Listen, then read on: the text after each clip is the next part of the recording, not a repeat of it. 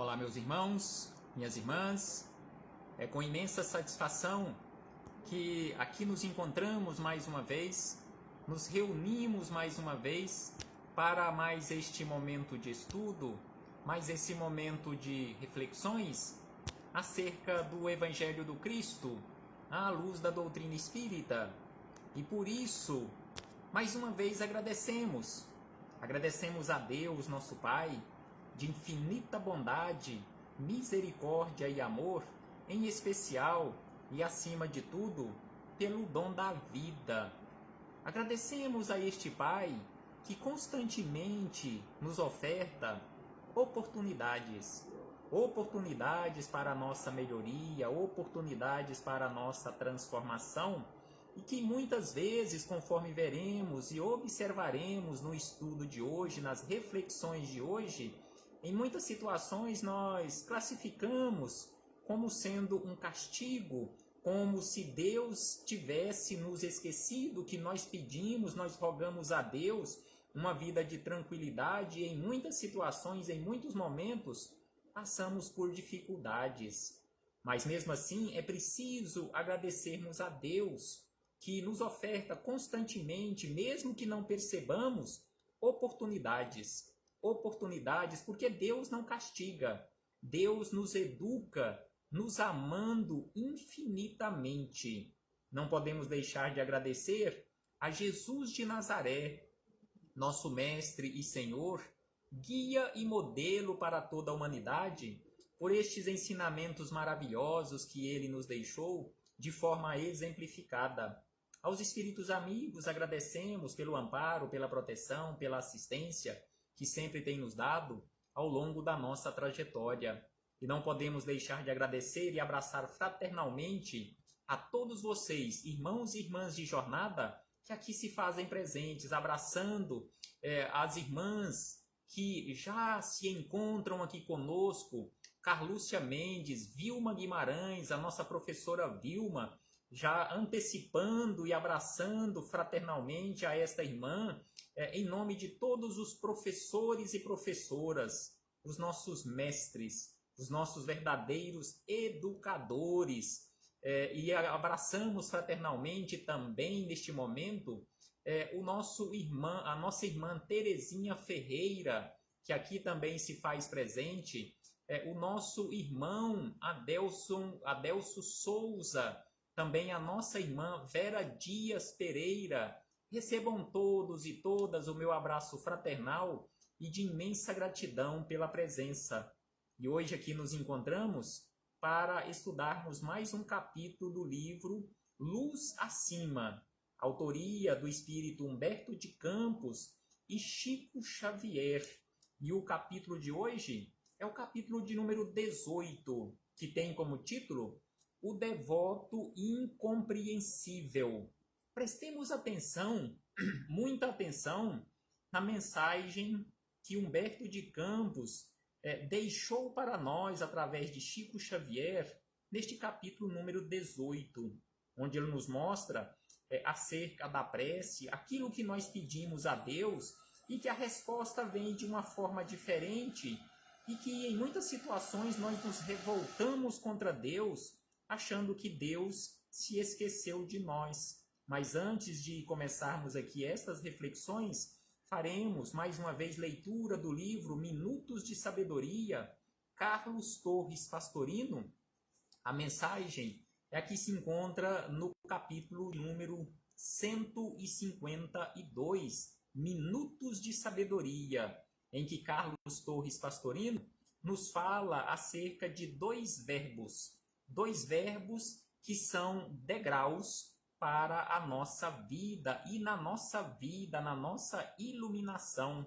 Então ele nos diz que para você, para eu, para cada um de nós, subirmos na vida, aqui ele não está falando de vida material, mas vida espiritual. Então, para você subir na vida, 2 degraus existem de suma importância.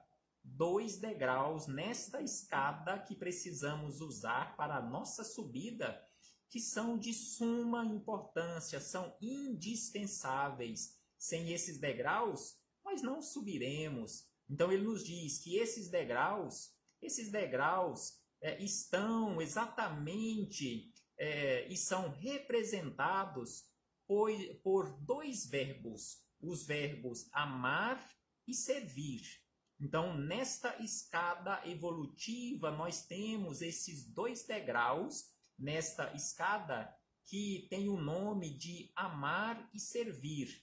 Jamais desanime na escalada dos valores da alma e procure, em todas as circunstâncias, amar e servir a todos e a tudo, para ajudar ao máximo o progresso do planeta que o recebe tão generosamente, auxiliando-lhe a evolução. Então aqui ele nos fala destes dois degraus, desta imensa, infinita escada evolutiva, amar e servir. É preciso amar e servir constantemente para que possamos verdadeiramente fazer esta escalada através desta escada, usando estes dois degraus, amar e servir. Que possamos refletir acerca destas palavras de Carlos Torres Pastorino.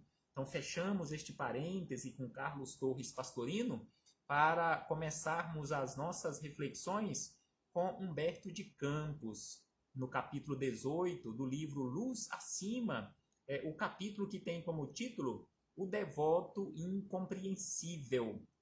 Prestemos bastante atenção, conforme já falamos no início das nossas reflexões, acerca das orientações que nós encontramos aqui neste capítulo. Então, Humberto de Campos começa a narrativa da seguinte maneira, que ante o céu claro, escuro do crepúsculo, o devoto extasiado rogava ao Altíssimo.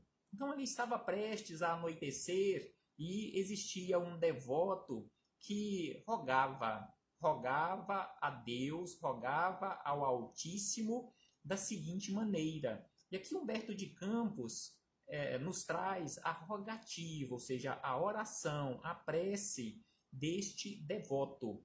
Então, ele, naquele diálogo com Deus, dizia da seguinte maneira, Senhor, ele dizia e pedia, ele mais pedia a Deus do que agradecia. Então, ele pedia, Senhor, abre-me os celeiros da prosperidade espiritual. Então, ele não estava pedindo prosperidade material. Ele estava pedindo que Deus abrisse para ele os celeiros da prosperidade espiritual. Ele dizia, preciso crescer mentalmente para servir-vos.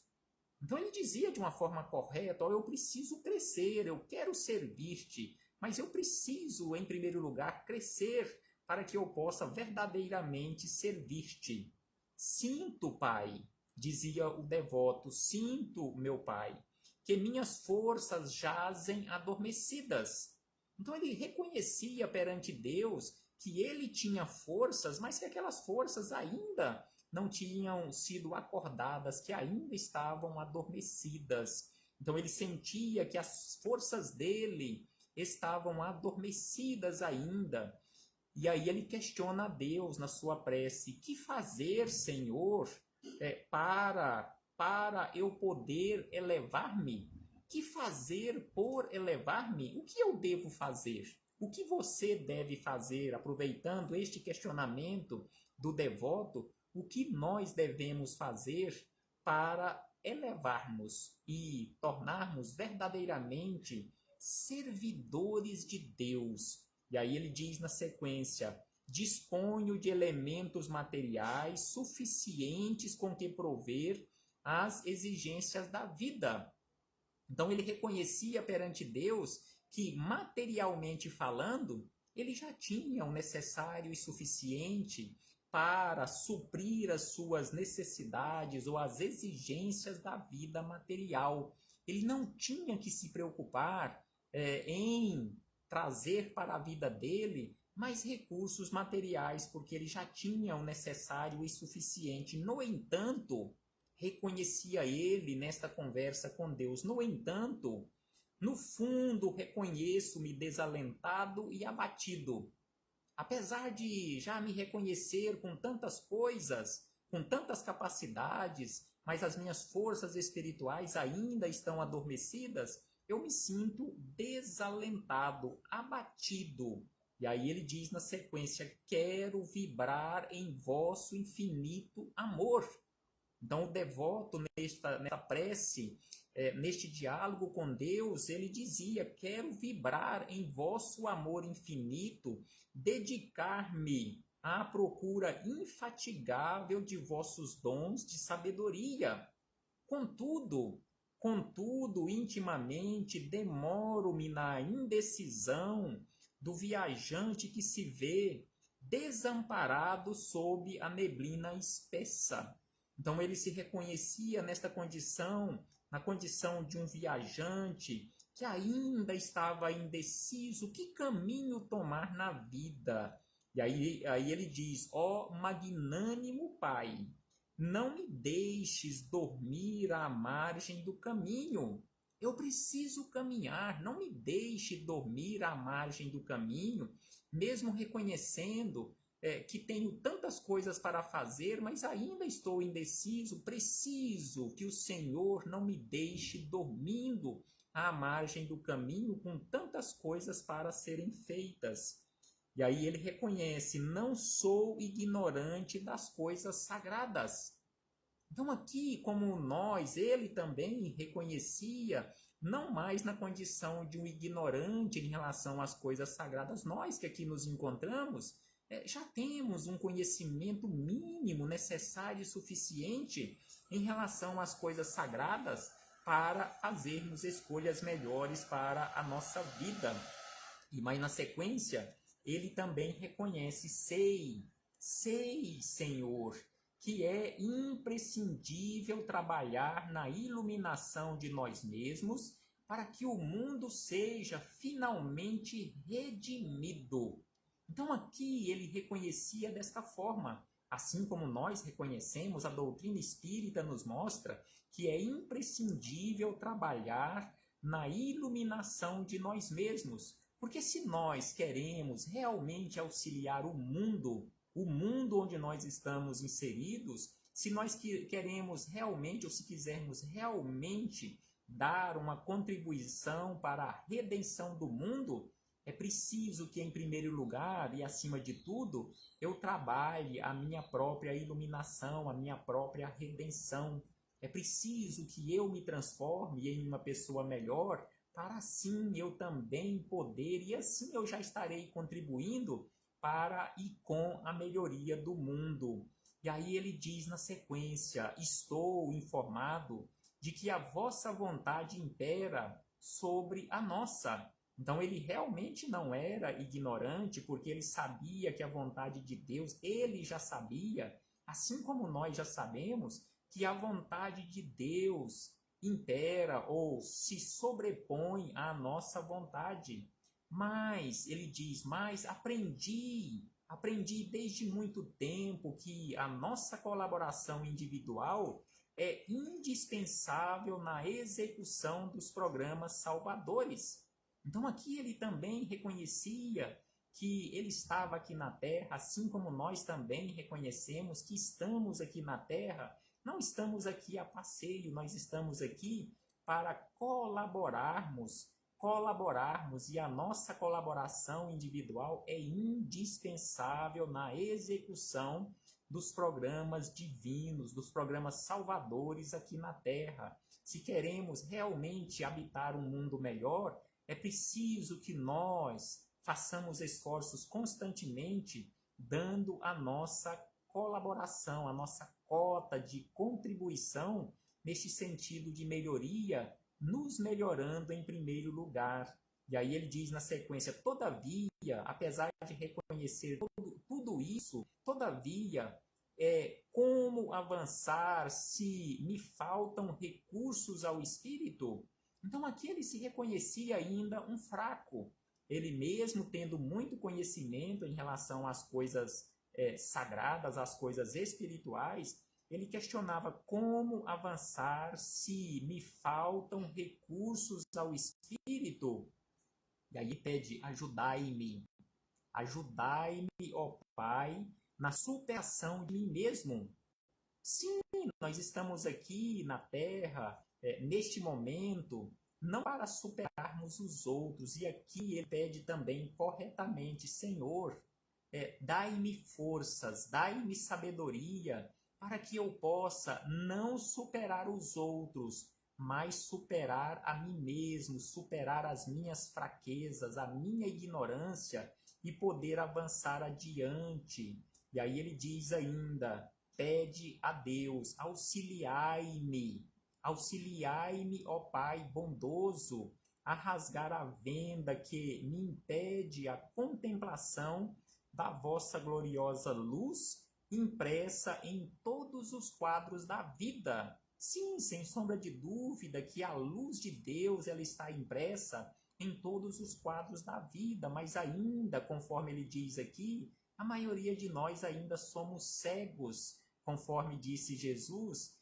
vejam quem tem olhos para ver. A maioria de nós ainda não temos olhos para ver, é por isso que ele pede, auxiliai-me a rasgar a venda que me impede a contemplação da vossa luz. Não me desampareis. Ele pede, ele roga a Deus, não me desampareis. Sou vosso, pertenço-vos. E aí ele pede, dilatai-me o entendimento, dai-me ocasião de revelar o aproveitamento das bênçãos que já me concedeste. Então aqui ele vai reconhecendo a sua situação e vai pedindo a Deus, igual ele pede aqui, dilatai-me o entendimento, dai-me ocasião, facilitai-me a demonstração das dádivas com que me aquioastes. Então aqui ele pede a Deus para que ele facilitasse a demonstração, facilitasse a ele a demonstração, a oportunidade para demonstrar a Deus as dádivas com que ele havia aquinhoado aquele devoto. E aí ele pede, aguardo-vos, na verdade ele diz, aguardo-vos a manifestação paternal e descerrai para mim as fontes da graça, a fim de que minha compreensão se expanda e cresça, sejam executados os vossos desígnios. Então aqui ele encerra a sua prece, a sua conversa com Deus, dizendo a Deus que sejam executados os vossos desígnios.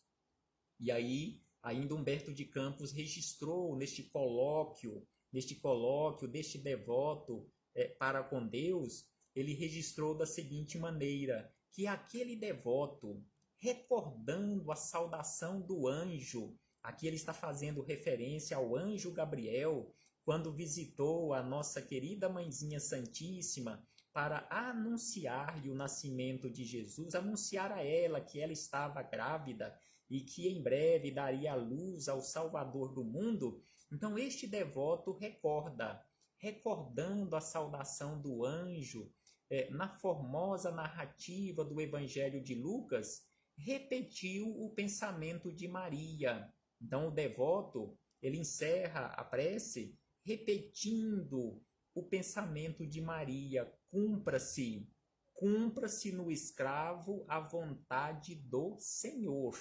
Assim disse Maria, cumpra-se na escrava a vossa vontade. Então o devoto, lembrando esta fala de Maria, também repetiu, Senhor, cumpra-se neste escravo a vossa vontade.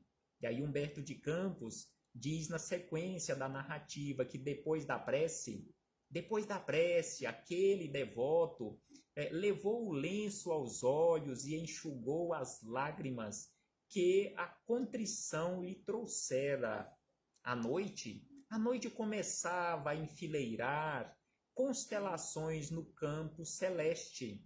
E aí, aquele devoto, após aquela prece, como já estava noite, onde ele já via, já visualizava, já vislumbrava as estrelas, as constelações no campo celeste, ele retomou então o caminho do lar, reconfortado, orara com fervor e aguardava a bênção divina para o próprio engrandecimento.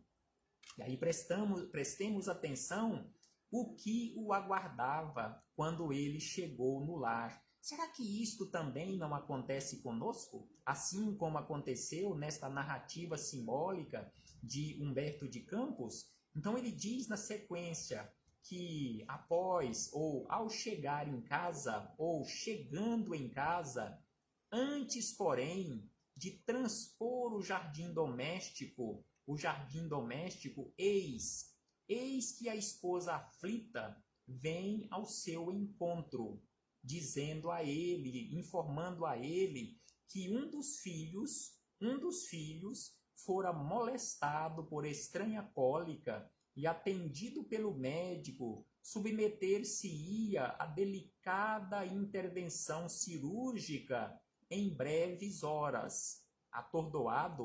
Atordoado como se alguém lhe houvesse desfechado tremendo golpe no crânio, não voltara ainda a si quando um servidor de confiança, muito pálido, se lhe postou à frente, notificando que o maior depósito de algodão de sua propriedade fora inexplicavelmente incendiado. Não puderam situar a procedência do fogo que lavrara implacável enquanto encontrou combustível. Então aqui, após a prece, aquela prece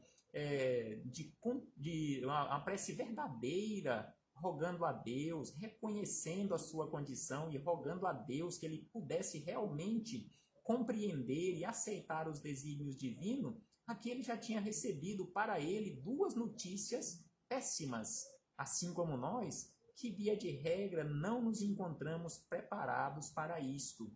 E aí vem, na sequência da narrativa, uma terceira notícia, que para ele também foi arrasadora. O devoto fez força para não cair, o sangue concentrava-se-lhe no cérebro aos borbotões, estava muito distante do próprio domínio, ou seja, ele se reconheceu muito distante daquela condição de autodomínio. A mente vagueante parecia incapaz de enxergar qualquer direção construtiva sobre o pequeno mundo fisiológico. Então, aquele pequeno mundo, ou este pequeno mundo fisiológico, que é o nosso corpo físico, ele chegou à conclusão que ele estava longe de alcançar a direção deste campo fisiológico. E aí diz Humberto de Campos, contudo, não movera os pés, tamanho foi o susto. Não movera os pés, neste comenos chega suarenta velha tia, excessivamente nervosa, comunicando-lhe que o pai do devoto, encontrava-se agonizante em cidade próxima.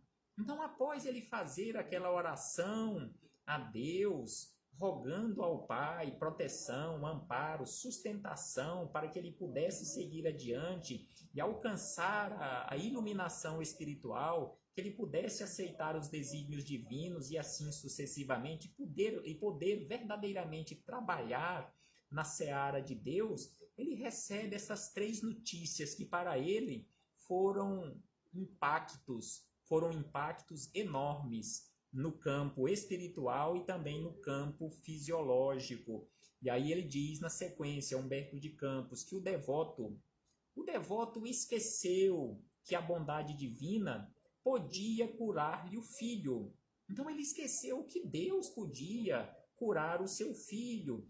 O Deus também poderia e podia e pode, e neste caso poderia conferir-lhe novo algodoal mais rico e mais extenso e proporcionar proporcionar merecido repouso ao cansado genitor que, de há muito, lutava e padecia na terra. Então ele esqueceu de tudo isso, ele esqueceu que Deus poderia recuperar o seu filho, poderia dar-lhe condições para ter um novo algodoal e produzir muito mais do que aquilo que ele já tinha colhido e que fora queimado, bem como um descanso merecido para o seu pai. E aí diz Humberto de Campos que no minuto aquele homem se transformou. No minuto aquele homem se transformou. Ele que rogara do céu recursos para iluminar-se, ele, assim como nós, que rogamos constantemente aos céus recursos para a nossa iluminação, e sem sombra de dúvida que essas notícias impactantes que ele recebeu, que muitos de nós já recebemos e que ainda poderemos receber, são recursos, são oportunidades para a nossa iluminação. E aí ele diz, para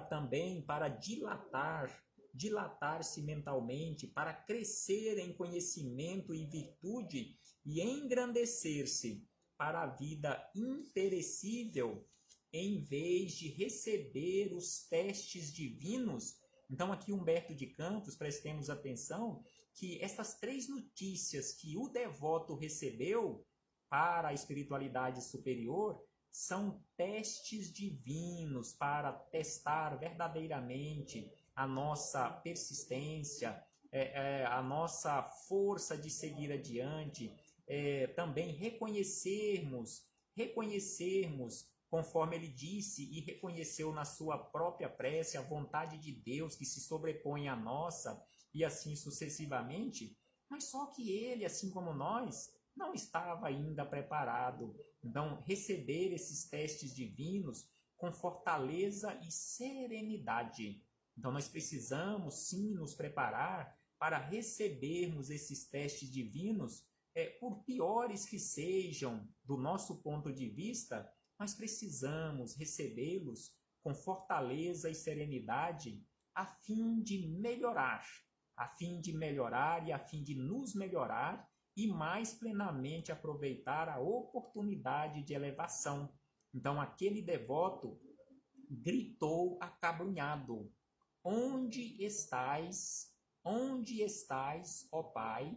Ou onde está o Deus de amor que não me ouve as orações?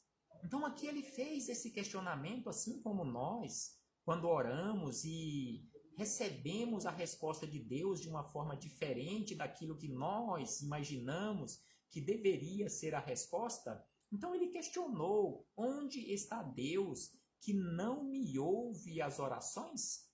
Aí nós abrimos, com este questionamento dele, nós abrimos um parêntese só para citar em O Livro dos Espíritos questões que tratam acerca da prece, a partir da questão 658, 659, 660 e mais algumas questões na sequência, onde Kardec fez um belíssimo estudo junto com a espiritualidade amiga acerca da prece.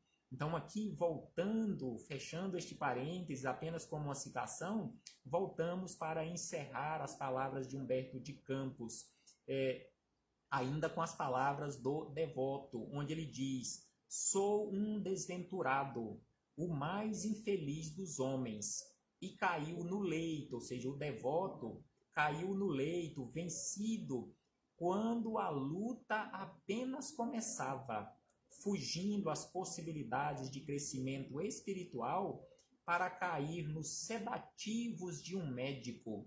Então aqui ele nos chama a atenção para o nosso comportamento aqui no mundo, que por fraqueza nossa, conforme ele disse, não estarmos fortes, não mantermos a serenidade para seguirmos adiante, mesmo e apesar dos impactos das notícias que nós recebemos, nós, em muitas situações, ou na maioria das situações, a maior parte de nós entramos nesta zona de conflito conosco mesmos e caímos nos sedativos de um médico, usando medicamentos para controlar os nossos nervos, para controlar depressão, controlar a nossa ansiedade e assim sucessivamente. E ele diz, apenas quando a luta está começando. Em muitas situações, a luta está apenas começando e nós já nos entregamos. Como se diz popularmente, nós já entregamos os pontos. E aí Humberto de Campos encerra aqui este capítulo com a mais bela das orientações. Então ele diz, registrando-lhe a experiência de perto. Então Humberto de Campos diz que registrou esta experiência de perto na condição de amigo desencarnado. Então aqui ele se colocou na condição de um amigo desencarnado que registrou esta experiência de perto, reconheci. Aí são palavras de Humberto de Campos, reconheci que quase todos. Então aqui ele diz que quase todos nós que nos encontramos aqui na condição de crentes, ao suplicarmos, através das preces, ao suplicarem a proteção do céu, não pretendem, no fundo, respirar o clima superior da verdade e da luz. O que pleiteiam, o que nós pleiteamos, segundo Humberto de Campos, e é a mais pura verdade, eu falo por mim, o que pleiteiam, sem dúvida, é a posição de orquídeas na estufa celeste. Então aqui Humberto de Campos nos fala e nos esclarece que quase todos nós, quando rogamos a Deus, quando oramos a Deus, nós queremos ser tratados por Deus como orquídeas na estufa celeste. Então, uma orquídea, uma planta em uma estufa, ela está ali protegida contra as intempéries ou contra a maioria das intempéries da natureza. Nós queremos assim também ser tratados por Deus como orquídeas, ali guardados em uma estufa para que nada possa acontecer conosco, nada de ruim do nosso ponto de vista. Então é por isso que ele diz que o que nós, a maioria, quase todos, o que nós pleiteamos, o que nós buscamos, o que nós rogamos a Deus, sem dúvida, é esta posição de orquídeas na estufa celeste. Que possamos refletir sobre isto, meus irmãos e irmãs. Paz aos nossos corações e muito obrigado. Muito obrigado pela presença de todos e até breve. Até muito breve, quando aqui pretendemos retornar para darmos continuidade aos nossos estudos e às nossas reflexões. Paz aos nossos corações.